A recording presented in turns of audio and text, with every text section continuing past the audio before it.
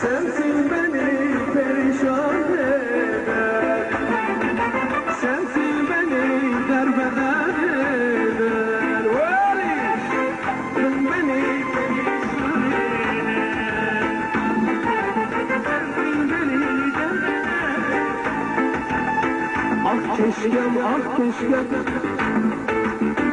Yok mu?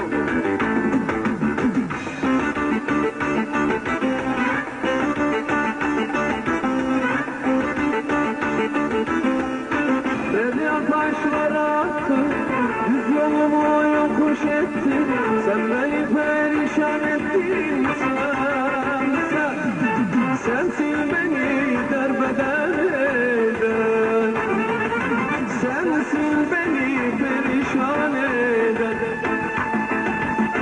Beni taşlara attın, derslerime bin ders kattın, yarı yollarda bıraktın sen.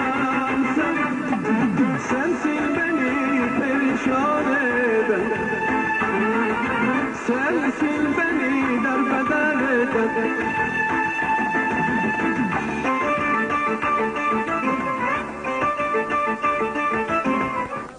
Siz ne güzel böyle şeyler yapıyorsunuz ya, böyle halka açık, Türkmen halkına açık konserler. Vallahi ben Necatlara düştük ya.